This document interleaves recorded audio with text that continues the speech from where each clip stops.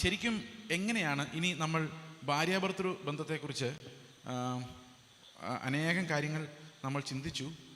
എഫെസ് ലേഖനത്തിൽ നമ്മൾ രണ്ട് തരം പ്രമാണങ്ങളെക്കുറിച്ച് നമ്മൾ കണ്ടു. ഒന്ന് എന്തായിരുന്നു, ഓർമ്മയുണ്ടോ? ഒന്ന് ഭൗതികമായതും അല്ലേ, പുറമേ ഉള്ളതുമായൊരു പ്രമാണവും, മറ്റൊന്ന് അതിൻ്റെ മാർമികമായ നീതിയും. മറ്റൊന്ന് അനുസരണത്താൽ പ്രവൃത്തികളാൽ വരുന്നൊരു നീതിയും, മറ്റൊന്ന് മാർമികമായി നമ്മുടെ ഹൃദയത്തിനകത്ത് വരുന്നൊരു നീതിയും. ഓക്കെ, അപ്പം മാർമികമായി ഹൃദയത്തിനകത്ത് വരുന്ന നീതി എങ്ങനെയാണ് വരുന്നത്? തേജസ്സിൻ്റെ മഹത്വത്തിൻ്റെ പ്രത്യാശയായ ക്രിസ്തു നമ്മുടെ ഹൃദയത്തിൽ വസിക്കുന്നു എന്നുള്ളതാണ് ആ നീതി. അപ്പോൾ കർത്താവ് നമ്മുടെ ഹൃദയത്തിൽ വസിക്കുന്നുണ്ടെങ്കിൽ അവനോട് പറയേണ്ട കാര്യമില്ല, മോഷ്ടിക്കരുത് എന്ന് പറയേണ്ട കാര്യമില്ല, രാവിലെ 5 മണിക്ക് എഴുന്നേക്ക് എന്ന് പറയേണ്ട കാര്യമില്ല. അപ്പം ഈ കർത്താവ് ഉള്ളിൽ വസിക്കുന്നില്ലെങ്കിൽ ഈ രാവിലെ 5 മണിക്ക് എഴുന്നേറ്റ് പ്രാർത്ഥിക്കടാ എന്ന് പറയുമ്പോൾ അവൻ്റെ കയ്യിരിക്കുന്ന മൊബൈൽ ഫോണിന് പ്രാർത്ഥനയെ അവൻ നോക്കുമ്പം അവന് കുറച്ചുകൂടി ഇഷ്ടമായതാ. അപ്പോൾ പിന്നെ നമ്മൾ എഴുന്നേക്കടാ പ്രാർത്ഥിക്കടാ എന്ന് പറയുമ്പോൾ അവൻ നമ്മളെ അവൻ്റെ ശത്രുവായിട്ടാണ് കാണുന്നതല്ലേ? ആണോ? ശരിയല്ലേ? നിങ്ങൾ അനുഭവിക്കുന്നില്ലേ ഇത്? അപ്പോൾ ലോകത്തിൽ മുഴുവൻ നമ്മൾ അനുഭവിക്കുന്ന ഒരു ക്രൈസിസ് എന്ന് പറഞ്ഞു കഴിഞ്ഞാൽ ഈ എൻ്റർടൈൻമെൻറ്റ്, രസിക്കുക എന്ന് പറയുന്ന ഒരു വലിയ പ്രമാണമായിട്ട് ലോകം മുഴുവൻ വ്യാപരിച്ചിട്ടുണ്ട്. സകല മനുഷ്യർക്കും രസിക്കണമെന്ന് ഇഷ്ടമുണ്ട്. അപ്പോൾ ഈ രസം കൂടിക്കഴിഞ്ഞാൽ എന്ത് സംഭവിക്കും? എപ്പോഴും മൊബൈൽ ഫോണിൽ നോക്കിക്കൊണ്ടിരുന്ന പരീക്ഷ എഴുതുമ്പോൾ എന്ത് സംഭവിക്കും? തോറ്റു അല്ലേ? അത് പിന്നെ എന്തെങ്കിലും ആട്ടെ. പക്ഷെ നമ്മുടെ ഒത്തിരി കഴിവുകളെ ഈ സാധനങ്ങൾ എടുത്ത് മാറ്റിക്കളഞ്ഞിട്ടുണ്ട്. നിങ്ങൾക്കറിയാം, ചെറുപ്പകാലത്തല്ല, ഒരു 30-35 ക്യാമറ എടുപ്പുണ്ടല്ലേ, ഒരു 30 വർഷം മുമ്പ് നമ്മുടെ സഹോദരിമാർക്ക് അരി അരയ്ക്കാൻ അറിയാമായിരുന്നു, തുണി അലക്കാൻ അറിയാമായിരുന്നു, അല്ലേ? ശരിയല്ലേ? ചമ്മന്തി അരയ്ക്കാൻ അറിയാമായിരുന്നു.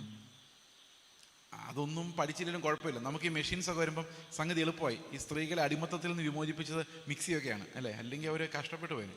അപ്പോൾ അതിനെല്ലാം നമ്മൾ ദൈവത്തിന് നന്ദി പറയുന്നു. അപ്പോൾ കുറേ സ്കില്ലുകൾ നമുക്ക് ആവശ്യമില്ല. ആ സ്കില്ലൊന്നും എങ്ങനെയും ഉണ്ടാക്കി കിട്ടിയാൽ പോരും, നമുക്ക് കഴിക്കാമല്ലോ, അല്ലേ? ശരിയല്ലേ? ചില ആൾക്കാർ ഇങ്ങനെ പിടിവാശി എടുക്കും, ഇനി കല്ലിൽ അരച്ച ചമ്മന്തി മാത്രം മതിയെന്ന് പിടിവാശി എടുക്കുന്ന സഹോദരങ്ങളുണ്ട്. ശരിയാണോ ഞാൻ പറഞ്ഞത്? ഓക്കെ. പിന്നെ നമ്മൾ പറയും അതിൻ്റെ ടേസ്റ്റ്. അപ്പോൾ ആ എൻ്റർടൈൻമെൻറ്റ് ഇതെല്ലാം എന്തിനു വേണ്ടിയാ? ഒരാൾ രാവിലെ തൊട്ട് വൈകിട്ട് വരെ കഷ്ടപ്പെടുന്നത് എന്തിനാ? ആ വായിൽ വെക്കുമ്പോൾ കിട്ടുന്ന ഒരു ഇത്തിരി രുചിക്ക് വേണ്ടി. ഒന്ന് ആലോചിക്കുക, എന്തുമാത്രം നമ്മൾ കഷ്ടപ്പെടുന്നത്. ഒരാൾ വീട്ടിൽ വന്നാൽ അയാളെ രസിപ്പിക്കാൻ വേണ്ടി അത് ഫുഡ്, ഇറച്ചി, മീൻ ഇതെല്ലാം ഉണ്ടാക്കി രസം കൊടുക്കും, അല്ലേ? എന്ത് കഷ്ടപ്പെട്ടിട്ടാ ഇത്തിരി രസം. അത് കഴിച്ചു കഴിയുമ്പോൾ ആ വായിലിരിക്കുന്ന 1 മിനിറ്റ് നേരത്തേക്കല്ലേ ഉള്ളൂ ഇതിന് രുചി. ശരിയാണോ ഞാൻ പറഞ്ഞത്?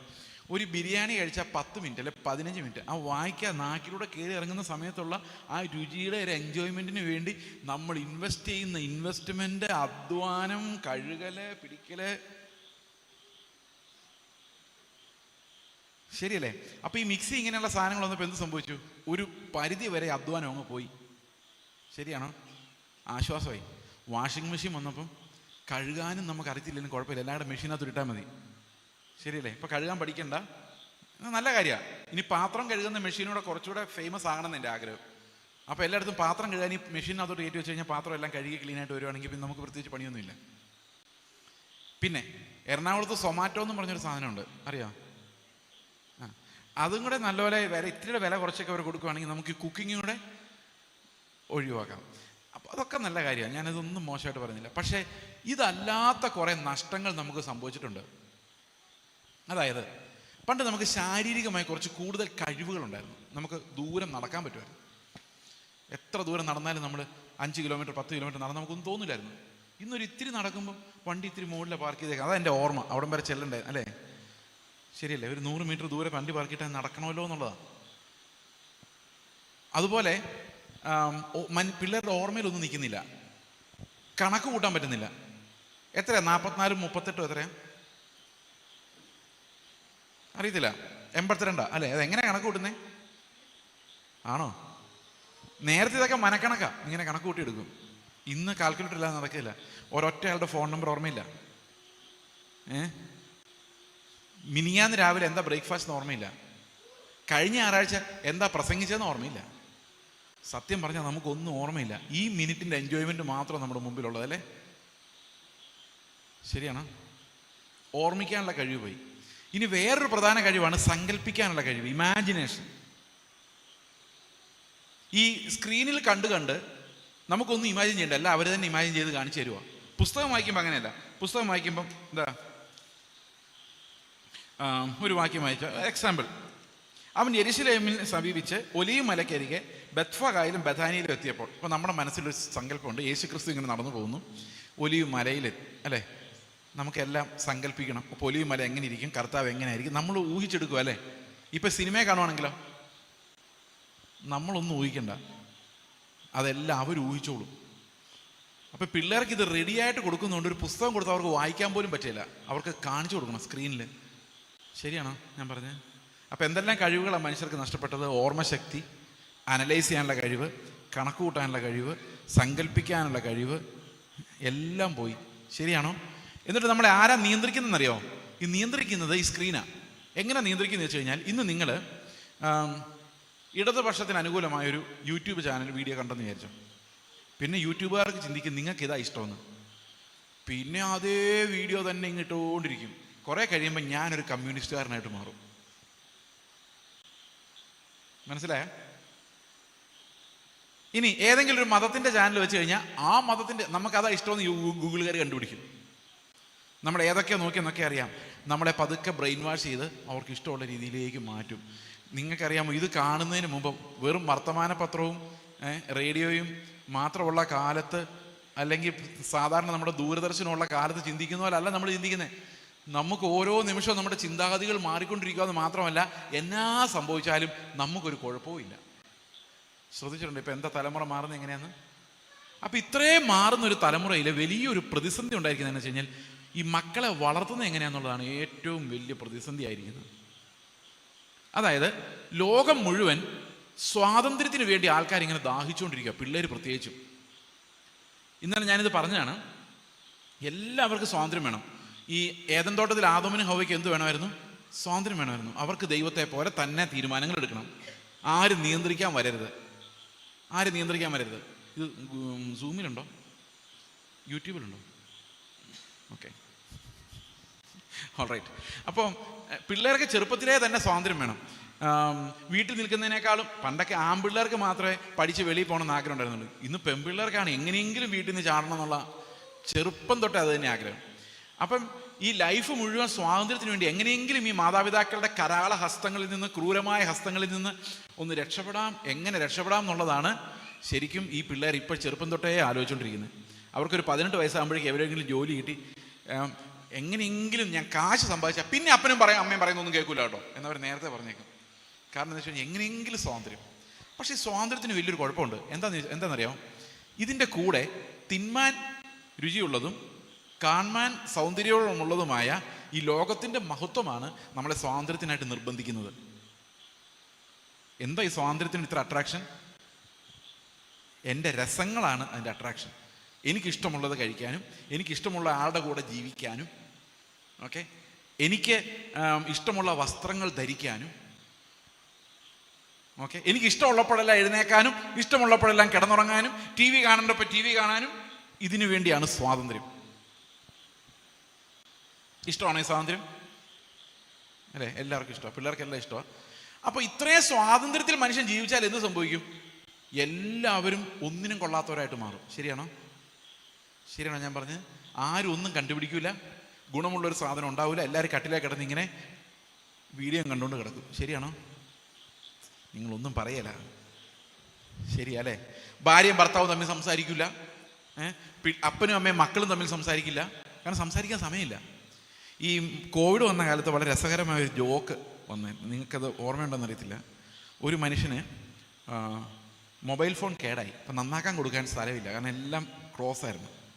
ഇപ്പോൾ പുള്ളി എഴുതിയേക്കാണ്, ഇന്ന് കുറേ നാളുകൾക്ക് ശേഷം ആ വീട്ടുകാരുമായിട്ടൊക്കെ സംസാരിച്ചു, അവരെല്ലാം വളരെ നല്ല മനുഷ്യരാണ്. ഇപ്പോഴാണ് പുള്ളിക്ക് മനസ്സിലാവുന്നത്. എന്താ അപ്പനും അമ്മയൊക്കെ ഇതാ അപ്പൻ്റെ പണി ഇതാണ്, അവനൊന്നും അറിയാൻ മേല, അവന് ഇതിനകത്ത് ഇരിക്കുമായിരുന്നു. ചേച്ചി കല്യാണം കഴിഞ്ഞ് വന്നിട്ടുണ്ട്, അവർക്കൊരു കുഞ്ഞായി, അതൊക്കെ ഇപ്പോഴവൻ അറിയുന്നത്, അവനൊന്നും അറിഞ്ഞിട്ടില്ല. ഈ മൊബൈൽ ഫോൺ പണിയാൻ കൊടുത്തുകൊണ്ടാണ് അവൻ വീട്ടിലുള്ളവരുടെ സ്വഭാവമൊക്കെ മനസ്സിലാക്കി വരുന്നത്. അപ്പോൾ ഈ മൊബൈൽ ഫോണും ഈ സാധനങ്ങളും നമുക്ക് ആധുനിക മെഷീൻസും നമുക്ക് ഇഷ്ടംപോലെ സ്വാതന്ത്ര്യം കൂടെ തന്നു കഴിഞ്ഞാൽ നമുക്ക് ഒരാളുമായിട്ടും ബന്ധം ഉണ്ടാവില്ല, ഓക്കെ, നമുക്ക് സ്വന്തമായ ഒരു ചിന്താശക്തി ഉണ്ടാവില്ല, നമുക്കൊന്നും ഉൽപ്പാദിപ്പിക്കാൻ കഴിവുണ്ടാവില്ല, ഒന്നും കുക്ക് ചെയ്യുകയില്ല. കാരണം കുക്ക് ചെയ്യുന്ന അത്ര സമയത്ത് സീരിയൽ കാണുവാണെങ്കിൽ അത് ലാഭിക്കാം. സൊമാറ്റോയിൽ ഓർഡർ ചെയ്ത് കഴിഞ്ഞാൽ സംഗതി ശരിയാണോ ഞാൻ പറഞ്ഞത്? അപ്പോൾ ഒന്നിനും കൊള്ളാത്ത ഒരു തലമുറ ഉണ്ടാവും. അപ്പോൾ ഇങ്ങനെ ഈ നശിച്ചു പോകുന്ന അറിയാവുന്നത് കൊണ്ട്, ഇതെല്ലാം തിന്മയിലേക്ക് നയിക്കുന്ന അറിയാവുന്നതുകൊണ്ട്, എൻ്റെ എൻജോയ്മെൻറ്റ് വേറൊരാളുടെ എൻജോയ്മെൻറ്റിന് തടസ്സമാകുമെന്ന് അറിയാവുന്നതുകൊണ്ട് ഈ സമൂഹം എന്ത് ചെയ്തെന്ന് വെച്ച് കഴിഞ്ഞാൽ മതങ്ങളുണ്ടാക്കി. മതം എന്തിനാണെന്നറിയോ? വേറൊരുത്തനെ എൻജോയ് ചെയ്യാൻ വിടാതിരിക്കാൻ വേണ്ടിയാണ് ഈ മതം. മനസ്സിലായോ?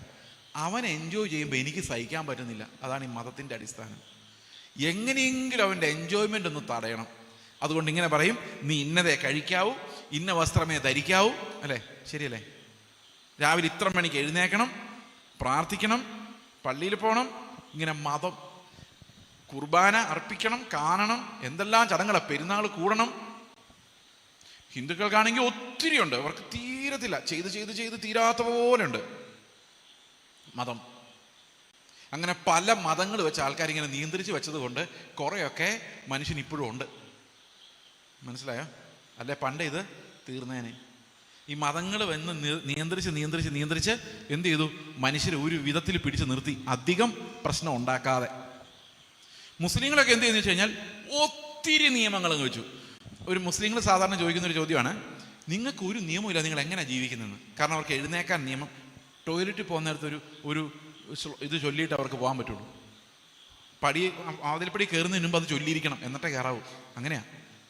അല്ലെ വലിയ കുലുമാലാന്ന് പറയുന്നത്. ഈ അവരുടെ എന്തോ മലക്കുകളോ അതാണ്ടൊക്കെ വന്ന് നോക്കുമെന്ന്. അപ്പോൾ അതുകൊണ്ട് അത് ചൊല്ലി അവരെ അകറ്റിയിട്ട് അകത്ത് കയറും. ഇരിക്കാൻ, വെള്ളം കുടിക്കാൻ, ആഹാരം കഴിക്കാൻ, എഴുന്നേക്കാൻ, എല്ലാത്തിനും നിയമങ്ങളാണ്. എന്ത് കഴിക്കണം, എന്ത് ധരിക്കണം, എല്ലാത്തിനും നിയമങ്ങളാണ്. ശരിയാണോ ഞാൻ പറഞ്ഞേ? എന്നാൽ ഒരു നിയമവുമില്ലാതെ നമ്മളെ നന്നാക്കാൻ എന്തെങ്കിലും വഴിയുണ്ടോ?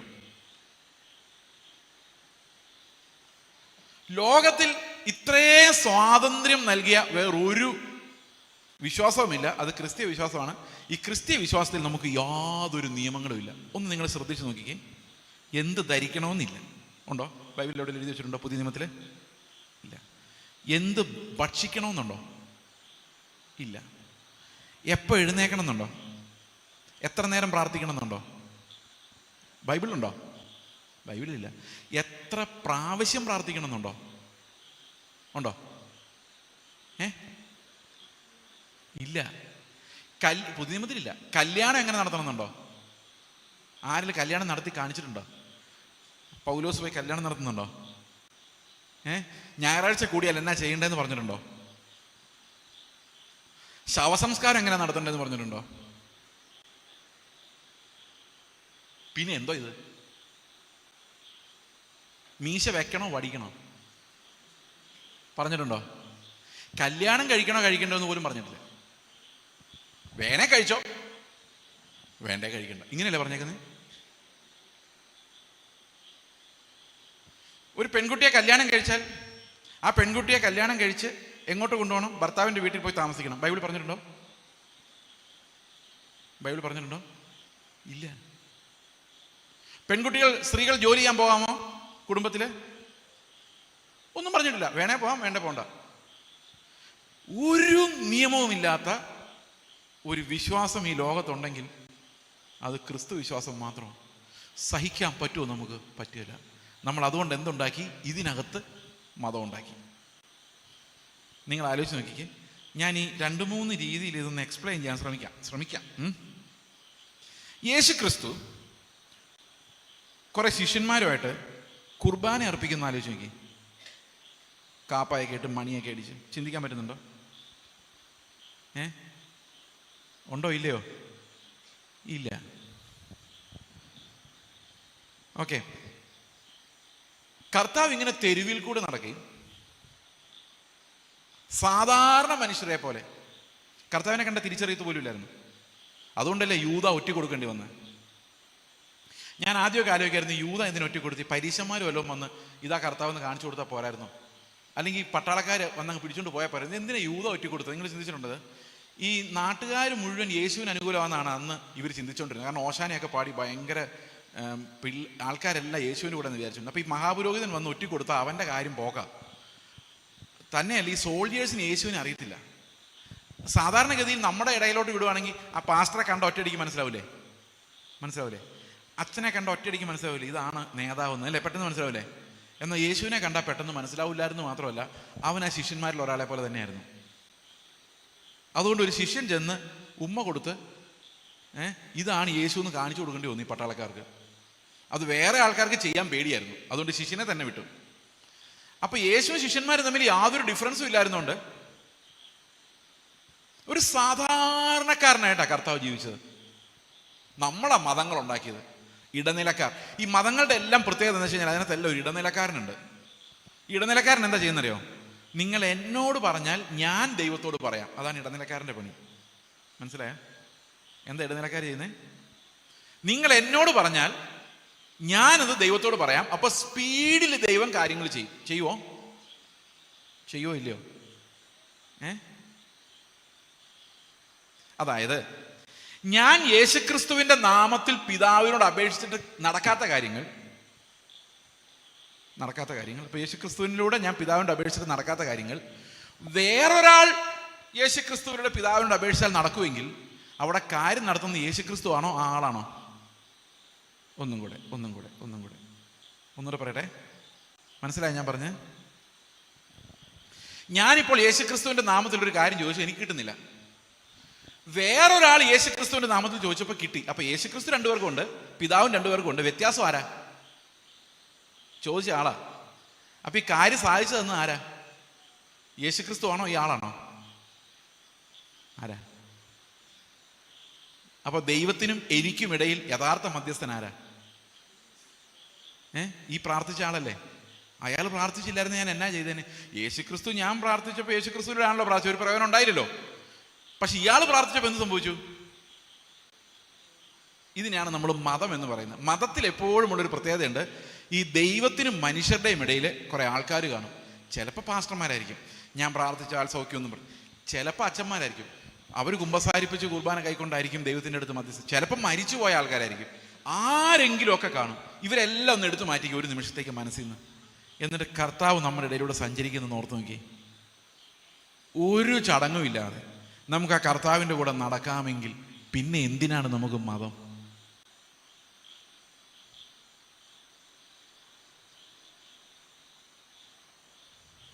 എത്ര പേർക്ക് മനസ്സിലായി ഞാൻ പറഞ്ഞത്? മതം വേണോ? കർത്താവ് കാൽവരി ക്രൂശിൽ മരിക്കുമ്പോൾ എന്താ ചെയ്തത്? ആ തിരശ്ശീല മുഴുവൻ കീറി ദൂരോട്ട് കളഞ്ഞു, മുകളിൽ നിന്ന് താഴോട്ട്. എന്ന് പറഞ്ഞാൽ ഇനി രഹസ്യങ്ങളില്ല. ഇനി പിതാവിൻ്റെ അടുത്തേക്ക് പുത്രൻ വഴി നമുക്ക് ധൈര്യമായിട്ട് കയറി ചെല്ലാം.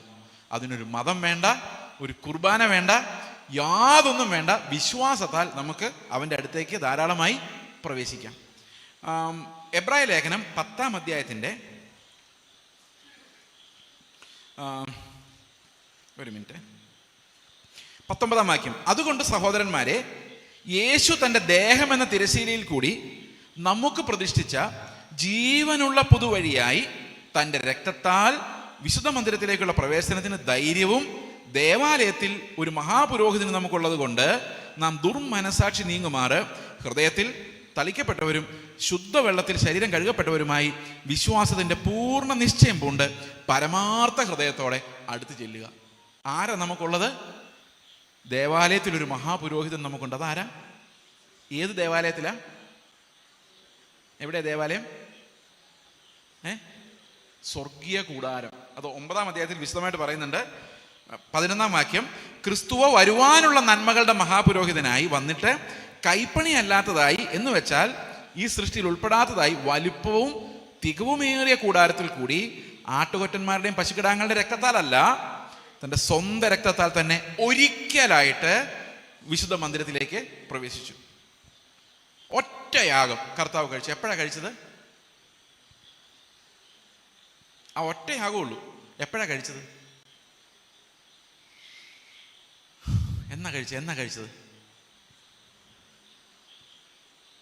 AD 29.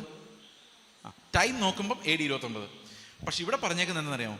സ്വർഗീയ കൂടാരത്തിലെ യാഗം കഴിക്കുമ്പോൾ അവിടെ സമയം എന്ന് പറഞ്ഞൊരു സാധനം ഉണ്ടായിരുന്നില്ല.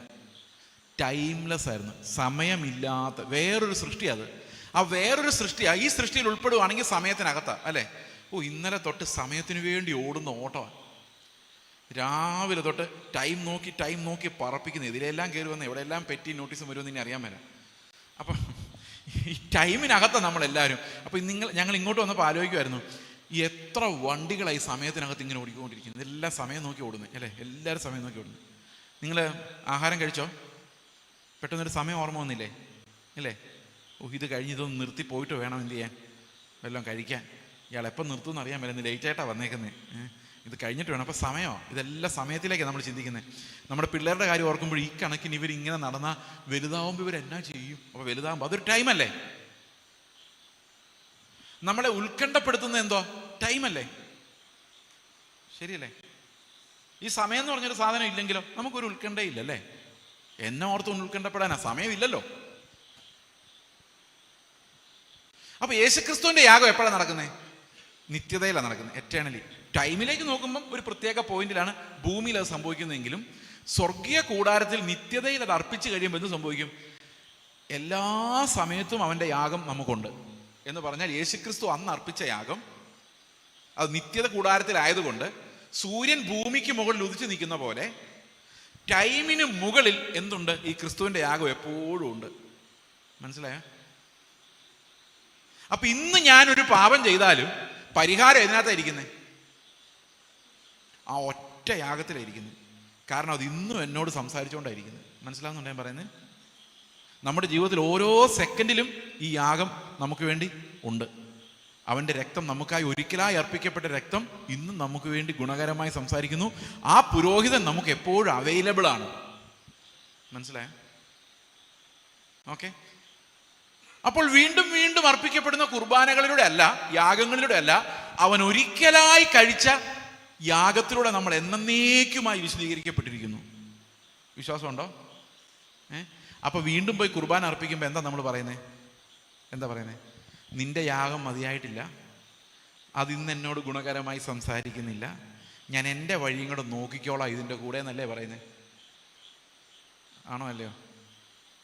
അപ്പോൾ യേശുവിൻ്റെ രക്തത്തെ മലിനമെന്നെണ്ണുകയും എന്നെ രക്ഷിച്ച ദൈവപുത്രനെ ചവിട്ടിക്കളയുകയും നിർമ്മലീകരിച്ച വിശുദ്ധ രക്തത്തെ മലിനമെന്നെണ്ണുകയും കൃപയുടെ ആത്മാവിനെ നിന്ദിക്കുകയല്ലേ നമ്മൾ ചെയ്യുന്നത്. കാരണം ഇവിടെ ബൈബിളിൽ എന്താ പറയുന്നത്? ഒരൊറ്റ യാഗം, എന്നേക്കുമായി ഗുണകരമായി നമ്മോട് സംസാരിക്കുന്ന ഒരൊറ്റ യാഗം. ആ യാഗത്താൽ നമുക്ക് എന്ത് സംഭവിച്ചിരിക്കുന്നു? ആ യാഗത്തിലൂടെ അവൻ നമുക്ക് എല്ലാ സ്വർഗീയ ഗുണങ്ങളും ദാനം ചെയ്തിരിക്കുന്നു. ഓക്കെ. ഒരു ആടിനെ അർപ്പിക്കുമ്പം ആട് എങ്ങനെയുള്ള ആടായിരിക്കണം? ഊനമില്ലാത്ത. അപ്പോൾ ഊനമില്ലാത്ത ആടിനെ അർപ്പിക്കുന്നത് എന്തുകൊണ്ടാണ്? ആ യാഗം കഴിച്ചു കഴിയുമ്പോൾ നമ്മുടെ പാപമെല്ലാം ആടിൻ്റെ മുകളിൽ വരും. ആടിൻ്റെ ഊനമില്ലാത്ത അവസ്ഥ ആർക്ക് കിട്ടും? നമുക്ക് കിട്ടും. ശരിയാണോ? അപ്പോൾ യാഗം അർപ്പിച്ചു കഴിഞ്ഞാൽ പിന്നെ എന്നെ ഊനമില്ലാത്തവനായിട്ടാണ് പരിഗണിക്കുന്നത്, എൻ്റെ പാപങ്ങൾ ക്ഷമിക്കപ്പെട്ടിരിക്കും. അപ്പോൾ യേശുക്രിസ്തു യാഗം കഴിക്കുമ്പോൾ എന്ത് സംഭവിച്ചു? എൻ്റെ പാപങ്ങളെല്ലാം കർത്താവിൻ്റെ ചുമലിലായി അല്ലേ? കർത്താവിൻ്റെ നീതിയും നന്മയും സകലതും ആർക്ക് കിട്ടി? എനിക്ക് കിട്ടി. അപ്പൊ യേശുക്രിസ്തുവിന്റെ ഏകയാഗത്തിൽ വിശ്വസിക്കുന്ന നമ്മളെല്ലാം മുതലാളിമാരല്ലേ? എന്ത് മുതലാ? ക്രിസ്തുവിന്റെ എല്ലാ മുതലും നമുക്കുള്ള. എന്താ അവന്റെ മുതല്? ഈ അച്ഛന്മാരെ യാഗം അർപ്പിക്കുമ്പോൾ അച്ഛൻ്റെ എല്ലാ മുതലും നമുക്കുള്ള. നമുക്ക് വേണ്ട. വേണോ? ഈ മനുഷ്യന്റെ മുതലുകൊണ്ട് എന്തെങ്കിലും കാര്യമുണ്ടോ? ഇല്ല. യേശുക്രിസ്തു വന്ന മഹാപുരോഹിതൻ യാഗം അർപ്പിച്ചപ്പോൾ എന്ത് സംഭവിച്ചു? ആ യാഗം അർപ്പിച്ച മഹാപുരോഹിതൻ യാഗവസ്തുവുമായിരുന്നത് കൊണ്ട് അവൻ്റെ എല്ലാ ഗുണങ്ങളും നമുക്ക് ലഭിച്ചു. സമ്മതിച്ചോ? അപ്പോൾ നമ്മൾ ഭയങ്കര ധനവാന്മാരാ. നമുക്ക് എന്തുണ്ട്? ക്രിസ്തുവിൻ്റെ സർവസമ്പത്തും ഉണ്ട്. ഈ സമ്പത്ത് നമുക്ക് തന്നിട്ടാണ് നമ്മളോട് ജീവിക്കാൻ പറയുന്നത്. നമ്മൾ ഇന്നലെ വായിച്ചില്ലേ എഫേസ്യ ലേഖനം 3:16? അകത്തെ മനുഷ്യനെ സംബന്ധിച്ച് ഓർമ്മയുണ്ടോ? ശക്തിയോടെ ബലപ്പെടേണ്ടതിന്. ഈ നന്മ എവിടെ നിന്നാണ് നമുക്ക് വരുന്നത്? ക്രിസ്തുവിൻ്റെയാണ്. അപ്പൊ ഏറ്റവും വലിയ മർമ്മം, രഹസ്യം എന്താണെന്ന് വെച്ച് കഴിഞ്ഞാൽ ക്രിസ്തു നമ്മുടെ ഹൃദയത്തിൽ വസിക്കുന്നു. അതുകൊണ്ട് നമുക്ക് മതത്തിന്റെ ആവശ്യമില്ല, ആരും നമ്മളെ നിയന്ത്രിക്കേണ്ട കാര്യമില്ല, പ്രാർത്ഥിക്കടാ എന്ന് പറയേണ്ട കാര്യമില്ല. കാരണം എന്താ? എനിക്ക് പ്രാർത്ഥിക്കാതിരിക്കാൻ പറ്റില്ല. കാരണം എൻ്റെ ഉള്ളിൽ ആരുണ്ട്? കർത്താവുണ്ട്. എനിക്ക് സ്നേഹിക്കാതിരിക്കാൻ പറ്റില്ല. കാരണം എൻ്റെ ഉള്ളിൽ കർത്താവുണ്ട്. ഓക്കെ. എനിക്ക് അയാളുടെ കൂടെ ജീവിച്ച് ഞാൻ മടുത്തു, പറ്റിയല്ല. കാരണം എന്താണെന്നറിയോ? എനിക്ക് സ്നേഹമാണ്. ഈ സ്നേഹിക്കാതിരിക്കാൻ എനിക്ക് പറ്റുന്നില്ല. കാരണം എൻ്റെ ഉള്ളിലുള്ളതാരാ? എൻ്റെ ഉള്ളിൽ വസിക്കുന്ന ആരാ? ക്രിസ്തുവാ. അയാൾ കുന്തം കൊണ്ട് കുത്തിയാലും തല്ലിയാലും ചവിട്ടിയാലും എനിക്ക് തിരിച്ച് സ്നേഹിക്കാതിരിക്കാൻ പറ്റില്ല. കാരണം എന്താ? എൻ്റെ ഉള്ളിൽ ആരാ? ആ ക്രൂശിൽ നിശബ്ദനായി നിന്ന ക്രിസ്തുവാണ് എൻ്റെ ഹൃദയത്തിലുള്ളത്. ഓക്കെ. ഇനി ഈ കുടുംബജീവിതത്തെക്കുറിച്ച് ഒന്ന് രണ്ട് കാര്യങ്ങളുടെ പറയാം, കാരണം ടൈമിൻ്റെ ഒരു ലിമിറ്റേഷൻ ഉണ്ടല്ലോ. ശരിക്കും പറഞ്ഞാൽ ഈ സ്ത്രീകളുടെയും പുരുഷന്മാരോടും ഭാര്യയോടും ഭർത്താവിനോടുള്ള കൽപ്പന നിങ്ങൾ ശ്രദ്ധിച്ചാൽ ആരോടുള്ള കൽപ്പനയാണ് കുറച്ച് പ്രയാസമായിട്ട് തോന്നുന്നേ? സ്ത്രീകളോടുള്ളതാണോ പുരുഷന്മാരോടുള്ളതാണോ? പുരുഷന്മാരുള്ളതാ പാട്. സ്ത്രീകൾക്ക് എന്നാ പറഞ്ഞാലും അങ്ങ് കേട്ടാൽ മതി, ചെവിയിൽ പഞ്ഞി വെച്ചുകൊണ്ടിരുന്ന് കേട്ടാലും കുഴപ്പമില്ല. ചിലപ്പം ചിലതൊന്നും ഇഷ്ടപ്പെടായിരിക്കും, എന്നാലും രണ്ടും കൽപ്പിച്ച് അങ്ങ് ചെയ്യാന്ന് വെച്ചോ. ഈ പുരുഷനോട് പറഞ്ഞിരിക്കുന്നത് എന്നാന്നറിയോ?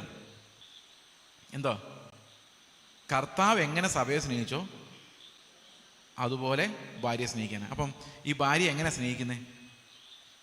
എങ്ങനെ? ഭർത്താക്കന്മാർ ആലോചിക്കുന്നതല്ലേ, ഇവൾ എനിക്ക് സബ്മിറ്റഡ് ആകുന്നില്ലല്ലോ, ഇവൾ എനിക്ക് കീഴടങ്ങുന്നില്ല. അങ്ങനെ നിങ്ങൾക്ക് തോന്നുന്നുണ്ടോ? ഭാര്യമാർ അങ്ങനെ പൂർണ്ണമായിട്ടും കീഴടങ്ങുന്നില്ല എന്ന് തോന്നുന്നവർ കൈ പൊക്കണ്ട. ഭാര്യമാർ ഇവിടെ ഇരിപ്പുണ്ട്, വീട്ടോട്ട് ചെല്ലുമ്പോൾ എല്ലാം കഴിക്കണമെങ്കിൽ കൈ പൊക്കണ്ട. ഓക്കെ. പക്ഷേ ഈ ബൈബിളിലെ ഈ കീഴടക്കൽ പ്രിൻസിപ്പിൾ എങ്ങനെയാണെന്ന് നിങ്ങൾ ശ്രദ്ധിച്ചിട്ടുണ്ടോ? ക്രിസ്തു സഭയെ സ്നേഹിച്ചതുപോലെയാണ്. യേശു ക്രിസ്തു എങ്ങനെയാ ഈ സഭയെ നിയന്ത്രിച്ചിരുന്നത്, ഭരിച്ചിരുന്നത്, കർത്തൃത്വം നടത്തിയിരുന്നത്? സ്നേഹം മാത്രമല്ല, കാല് കഴുകിയും. ഇനി വേറൊരു വലിയ പ്രശ്നമുണ്ട്. ഈ ശിഷ്യന്മാരും എല്ലാവരുടെ പോകുന്ന വഴിക്ക് ആഹാരം വിളമ്പി കൊടുത്തോണ്ടിരുന്ന ആരാ? യേശു ആണോ, യൂദായാണോ, പത്രോസാണോ, അന്ത്രയോസാണോ? ആരായിരുന്നു ആഹാരം കൊടുത്തോണ്ടിരുന്നത് എല്ലാവർക്കും? മേശയിൽ നിന്ന് ശുശ്രൂഷിച്ചുകൊണ്ടിരുന്നത് യേശു ആയിരുന്നു. ശ്രദ്ധിച്ചിട്ടുണ്ട്? അത് കർത്താവ് പറഞ്ഞിട്ടുണ്ട്, ഞാൻ നിങ്ങളുടെ ഇടയിൽ ഇരുന്നപ്പം ശുശ്രൂഷകനെ പോലെ അല്ലായിരുന്നോ? മേശയിൽ ഇരിക്കുന്നവനാണോ, മേശയിൽ ശുശ്രൂഷിക്കുന്നവനാണോ വലിയവൻ? മേശമേൽ ഇരിക്കുന്നവനല്ലയോ? ഞാനോ നിങ്ങളിടയിൽ? അപ്പൊ ഈ ഭർത്താവ് എന്ത് ചെയ്താലേ ഈ ക്രിസ്തുവിനെ പോലെ സ്നേഹിക്കാൻ പറ്റുള്ളൂ?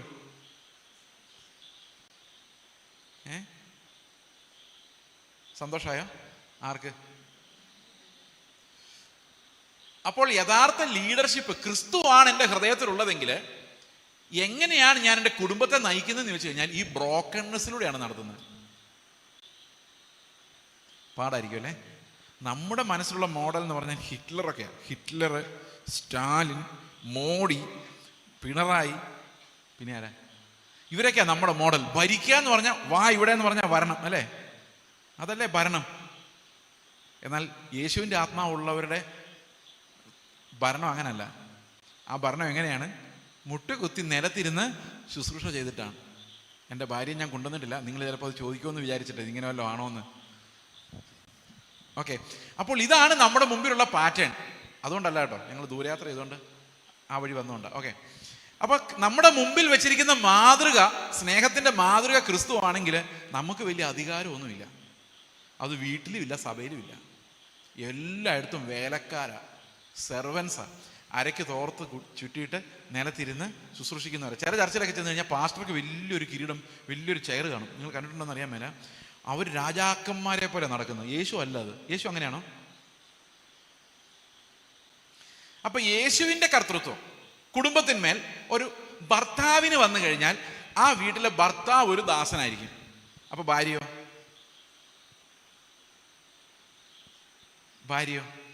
ഈ ഭാര്യയ്ക്ക് ഇങ്ങനൊരു ഭർത്താവിന് കീഴടങ്ങാൻ എന്തേലും പ്രയാസമുണ്ടോ?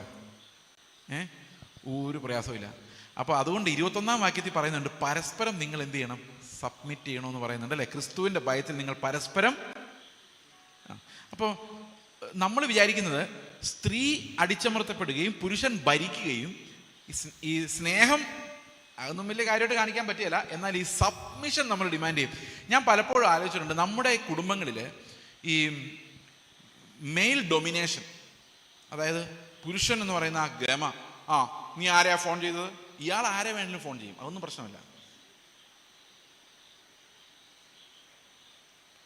ഇന്നെന്താ കറി ഇങ്ങനെ ആയത്?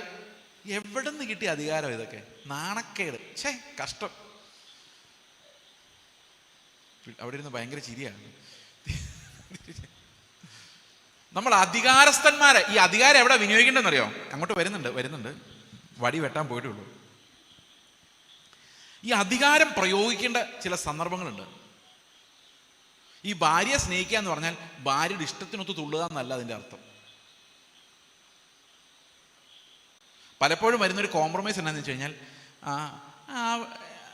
നിങ്ങളുടെ അപ്പനും അമ്മയും ഇവിടെ വന്ന് നിൽക്കുന്നത് എനിക്കിഷ്ടമല്ല, ഞാൻ എൻ്റെ വഴിക്ക് പോകും. ഇപ്പോൾ ഭർത്താവ് എന്ത് പറയണം? ശരി, ദാസനല്ലേ, ദാസൻ എന്താ പറയുന്നത്? ശരി, എൻ്റെ അപ്പനെ അമ്മേനെ വല്ല അനാഥാലയത്തിലും വിട്ടേക്കാം, നീ പിണങ്ങാതിരുന്നാൽ മതി. എങ്ങനെയുണ്ട്? ഈ ദാസൻ നട്ടലില്ലാത്തവനല്ല, അവന് സ്നേഹം കാണിക്കേണ്ട ആളുകളുണ്ട്. പക്ഷെ ഒരു കാര്യമുണ്ട് കേട്ടോ, ഈ ഭർത്താവ് ഭർത്താവിൻ്റെ അപ്പനോടും അമ്മയോടും കാണിക്കുന്ന അതേ സ്നേഹം ആരോടും കാണിച്ചിരിക്കണം?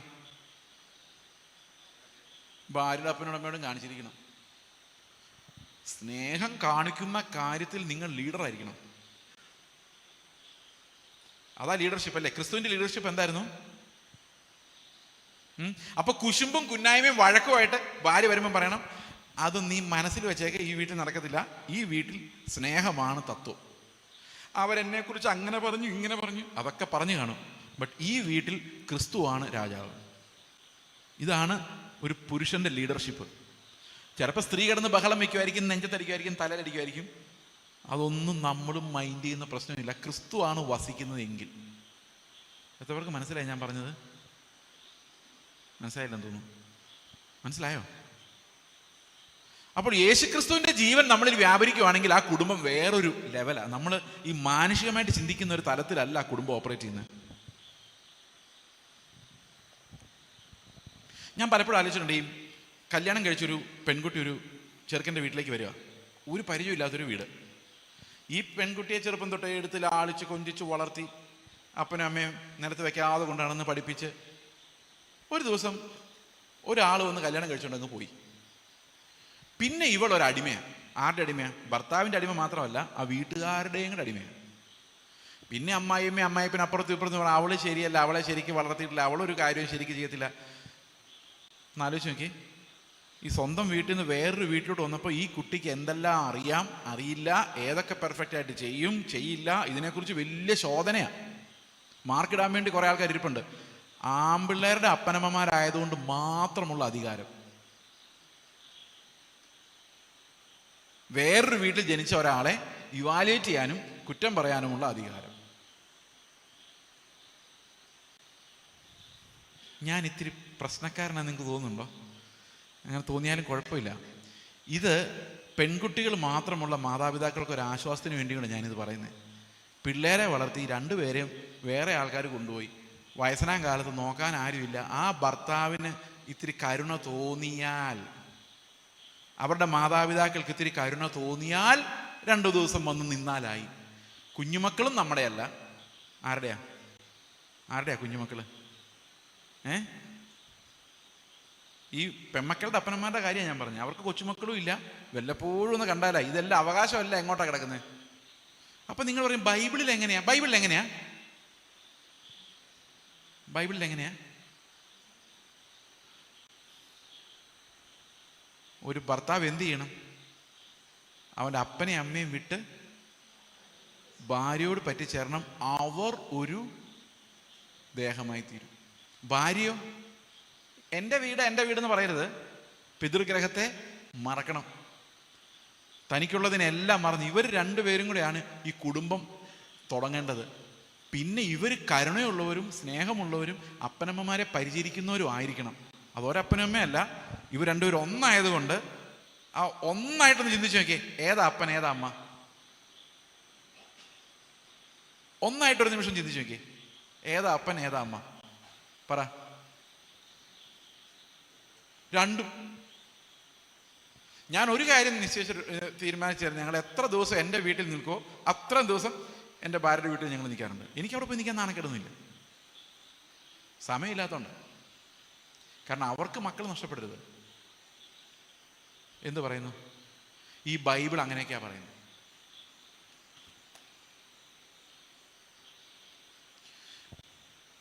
അപ്പോൾ ഇങ്ങനെ ഈ യേശുക്രിസ്തുവിന്റെ സ്വഭാവമുള്ള ഒരു ഭർത്താവ് ഒരു വീട്ടിലുണ്ടായ, സ്വഭാവമൊന്നും ആർക്കും ഇല്ല, എന്നാൽ അങ്ങനെ ഒരു ആഗ്രഹമെങ്കിലുമുള്ള ഒരു ഭർത്താവ് ഒരു വീട്ടിലുണ്ടായ, നിങ്ങൾക്ക് ആഗ്രഹമുണ്ടോ? ഇന്ന് 2-1 പറയിപ്പിച്ചിട്ടേ ഞാൻ പോകും. നിങ്ങൾക്ക് അങ്ങനെ ആഗ്രഹമുണ്ടോ? ഉണ്ടോ? ഉറപ്പാണോ? കർത്താവിന് മുമ്പിലുള്ള സാക്ഷിയാണേ, അവിടെ ചെല്ലുമ്പോൾ മാറ്റരുത്. യേശുവിൻ്റെ സ്വഭാവമുള്ള ഒരു ഭർത്താവ് അവിടെ ഉണ്ടെങ്കിൽ ആ വീട് എന്ത് സ്വഭാവമുള്ള വീടായിരിക്കും? എല്ലാവരോടും ക്ഷമിക്കുന്ന, എല്ലാവരോടും സ്നേഹം കാണിക്കുന്ന, എന്തെടുത്ത് ശുശ്രൂഷിക്കാനും മടിക്കാത്ത. ക്രിസ്തുവിൻ ഹവ്വ പല പഴങ്ങളുമായിട്ടും വരും. അത് വേദനകൾ പോലും താങ്ങാൻ പറ്റില്ല. അവരൊന്ന് പറയും അവൻ അങ്ങനെ പറഞ്ഞു, ഇവൻ ഇങ്ങനെ പറഞ്ഞു. അപ്പൊ പറയണം കർത്താവ് എല്ലാം ക്ഷമിച്ചവനാണ്. ഇതാണ് ലീഡർഷിപ്പ് എന്ന് പറയുന്നത്. നമ്മുടെ മരുമകൾ ആള് ശരിയല്ല, അവൾ അങ്ങനെ പറയുന്നത് അവരോട് പറ വിവാഹ ജീവിതമാണ് കൂടുതൽ പ്രാർത്ഥിക്കാൻ വരുന്നത്. ഇന്ന് എന്തായാലും പുരുഷന്മാരിവിടെ കൂടുതൽ, മനുഷ്യന്മാർ കുറവാണ്. കാരണം ഈ പ്രാർത്ഥന മുഴുവൻ അവരങ്ങ് ഏറ്റെടുത്തേക്കുവാ. അതുകൊണ്ടാണ് ഈ പിള്ളേർക്ക് ഈ പ്രാർത്ഥന ഇഷ്ടമില്ലാത്ത. സോറി എന്തുകൊണ്ടാണെന്ന് വെച്ചാൽ ഈ സ്ത്രീകൾ പ്രാർത്ഥിക്കുമ്പോൾ കുറേ നേരം പ്രാർത്ഥിക്കും അല്ലേ? ആരാ കൂടുതൽ നേരം പ്രാർത്ഥിക്കുന്നത്, സ്ത്രീയോ പുരുഷനോ? പുരുഷന്മാരായി 2 മിനിറ്റ് കൊണ്ട് പരിപാടി തീർക്കും. സ്ത്രീകൾ പ്രാർത്ഥിച്ചാലും തീരില്ല. കാരണം അവർക്ക് ഒത്തിരി ഭാരങ്ങളാണ്. പിള്ളേരുടെ ഗതി എന്താവും, അയൽവക്കക്കാരുടെ സ്ഥിതി എന്താവും. അപ്പോൾ ഇവരിങ്ങനെ ദീർഘമായിട്ട് പ്രാർത്ഥിച്ചുകൊണ്ടിരിക്കും. പിള്ളേരെ എഴുന്നേപ്പിച്ചിരുത്തിയിട്ടുണ്ട് പ്രാർത്ഥിക്കാൻ ഒരു സപ്പോർട്ടിന്. ഇവരെ കുറേ 2 minute 5 minute 3 minute 10 minute 15 minute സഹിക്കും ഉറങ്ങാൻ തുടങ്ങും. തട്ടി എഴുന്നേപ്പിച്ച് വീണ്ടും ഇവർക്ക് യാതൊരു താല്പര്യമില്ലാത്ത വിഷയങ്ങൾ ഇങ്ങനെ പ്രാർത്ഥിച്ച് അവർക്ക് വേണ്ടി, അപ്പാപ്പന് വേണ്ടി ഉപ്പാപ്പന് വേണ്ടി എല്ലാം പറഞ്ഞ് പിള്ളേർക്കൊന്നും ഒരു പിടിയുമില്ല. അങ്ങനെ പതുക്കെ അവർക്ക് മടുപ്പാണ് ഈ അമ്മയുടെ ഒരു പ്രാർത്ഥന. ആ സമയത്ത് ക്രിക്കറ്റിൻ്റെ അടി നടക്കുമ്പോഴാണ്, വിരാട് കോഹ്ലി അവിടെ 6 അടിച്ചുകൊണ്ടിരിക്കുമ്പോഴാണ് ഒരു പ്രാർത്ഥന. പകുതി മനസ്സ് അവിടെ, പകുതി മനസ്സ് ഇവിടെ. പിള്ളേരാകെ വെള്ളത്തിലാവും. ശരിയാണോ ഞാൻ പറഞ്ഞത്? അതുകൊണ്ട് ഒരു വീട്ടിൻ്റെ സ്പിരിച്വൽ റെസ്പോൺസിബിലിറ്റി